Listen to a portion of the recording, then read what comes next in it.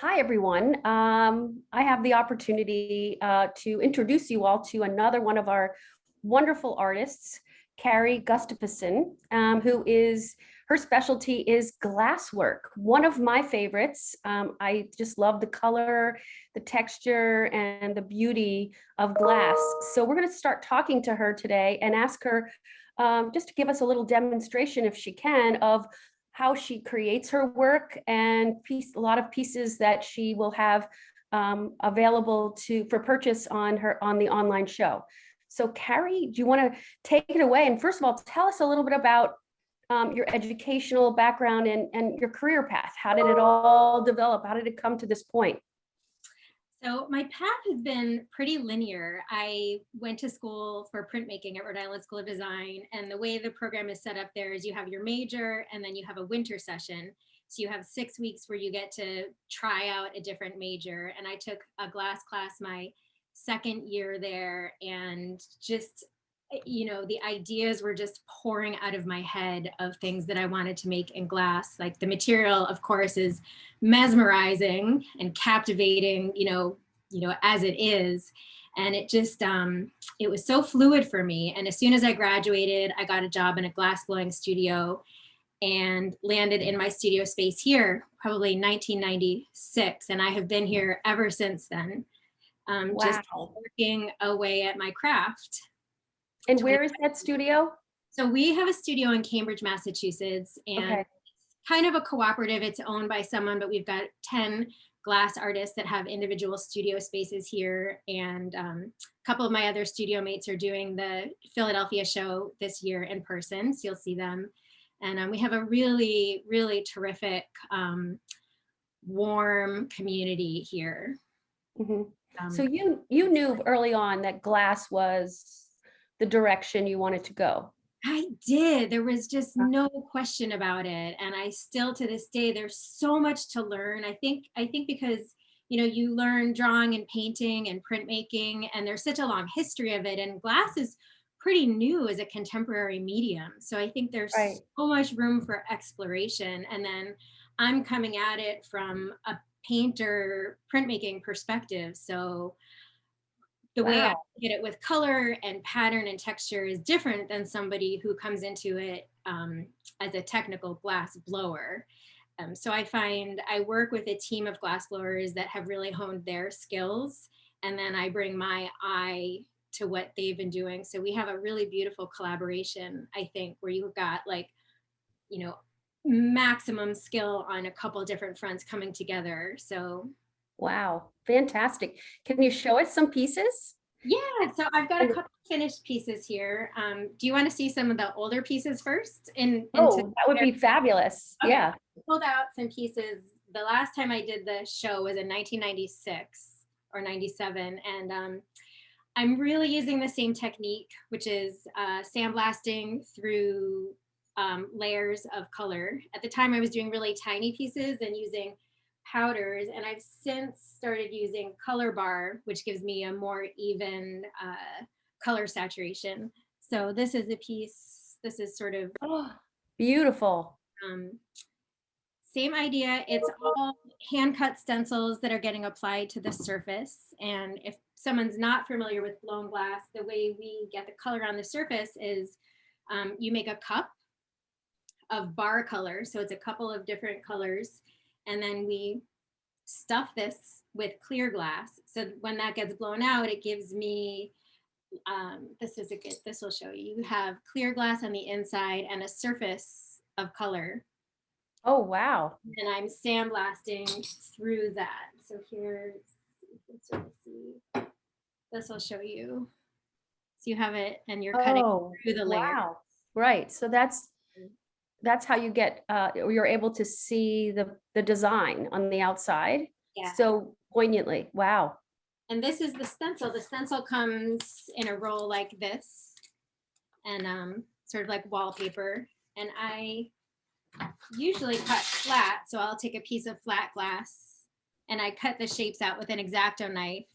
And then those little stencils get applied to the surface. This is good show and tell. I love it. Piece has stencils on it, but has not been sandblasted. Okay. Wow. And so Beautiful. whatever the stencil is protects the color on the outside. Wow. Beautiful. To the clear.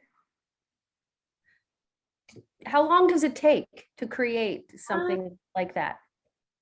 The larger pieces, I can spend a month stenciling them. It's a pretty long process. I tend to work on some small pieces at the same time that I'm working on larger pieces. I know for sure there are 15 hours of sandblasting in a larger piece and weeks of stenciling. Because as I said, I'm still hand cutting all of the one-of-a-kind pieces. I have developed a line of clear pieces that are at a lower price point, which I'm employing a photo stencil process, which I start off with a hand drawing, and then the drawing you put into a computer program and you clean it up using like Illustrator or Photoshop, and it gives you a Right. stencil. So then that will let you sample through this way. Wow. Beautiful. So these are great. These are a great price point for gifts because the barware is like $100 and the vases are $400 or $500, as opposed to Okay. larger pieces, which are maybe not so giftable.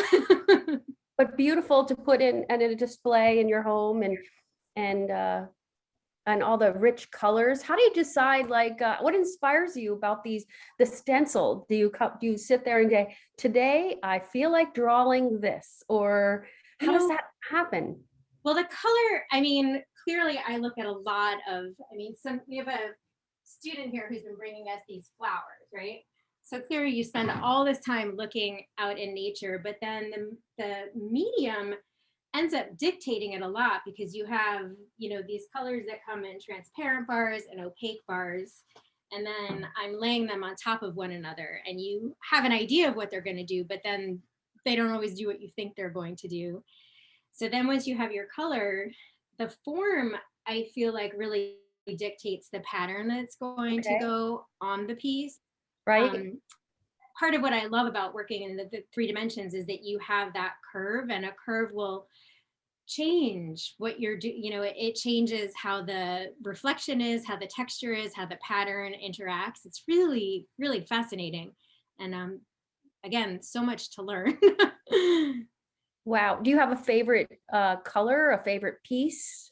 My favorite pieces right now. So the pandemic was sort of a way to revisit things that I had been wanting to try before. I had started making these, I have, you know, tons of little scraps of colored glass that were lying around my studio, and not having access to hot shop time when things got closed. Um, I just dug into all the scraps of glass that I had lying around the studio, and I started making, these are shard drawings, I call them. So Wow. um, again, I started just using scraps from my studio, and now I'm going into the hot shop and I'm intentionally blowing colors that I want to use and then bringing them back in here and slicing them up. So that's the direction that I'm most excited about right now, because it sort of lets me behave in a looser, more painterly way.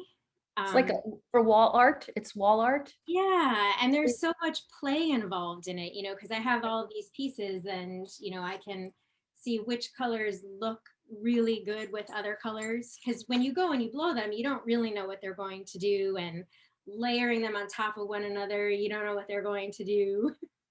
Right. There's an intentionality about the color with the wall pieces that I'm really enjoying, and a playfulness that's freeing as to do in addition to the other pieces. So Right. Right. Do you have you ever had a situation where you were disappointed with a, a piece that you thought would look this way and it didn't, or all the time, all the time. And sometimes the things that you think are going to be the best are not the best. And sometimes there are these accidents, right? Like you pick up the wrong color in the hot shop and you're not right, quite sure what, and then it's really spectacular. So I like that mystery and the guesswork and sort of, right, you know, there's, you know, you have to pivot with right. what you're at. I like that. Do you remember the first piece you sold?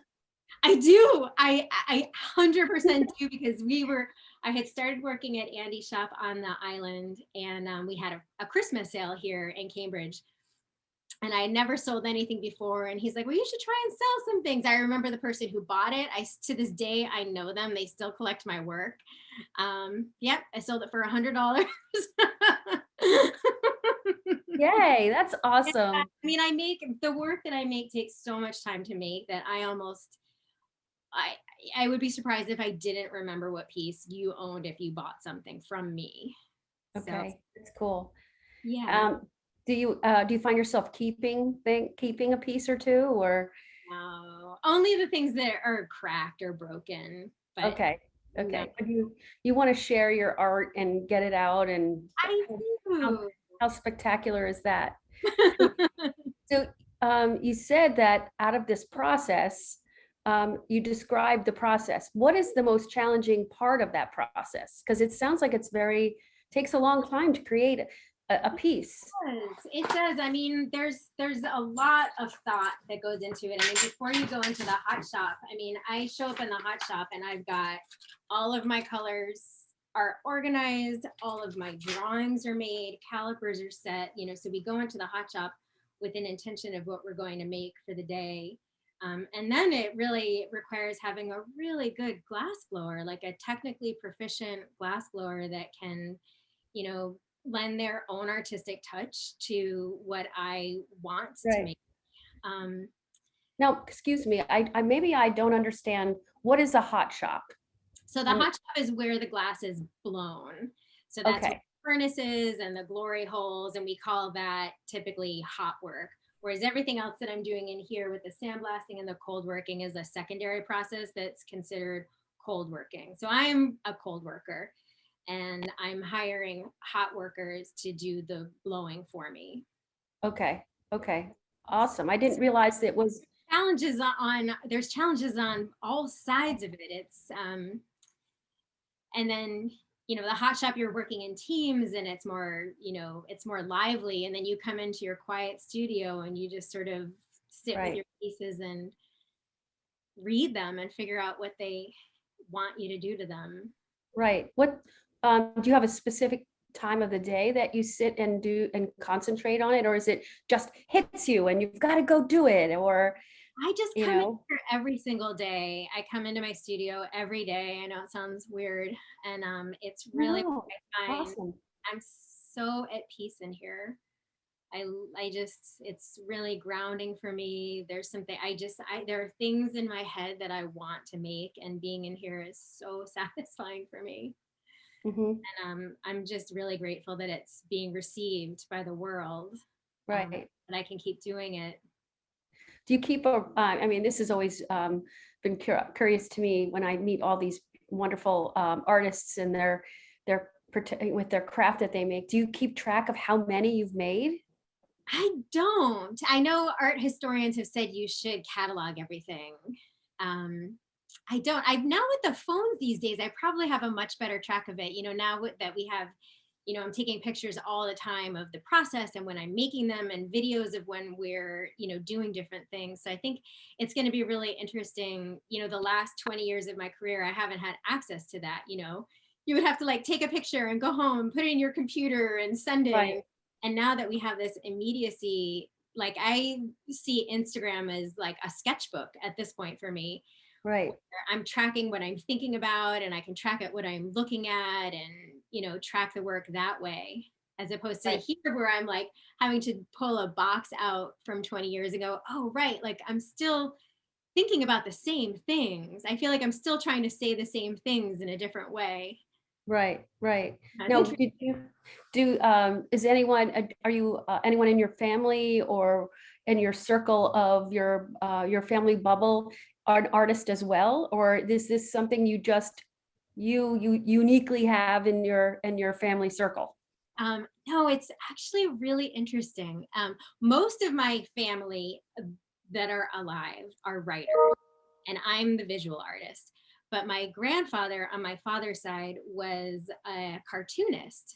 And my brother just sent me this morning, he did the first Marvel comics.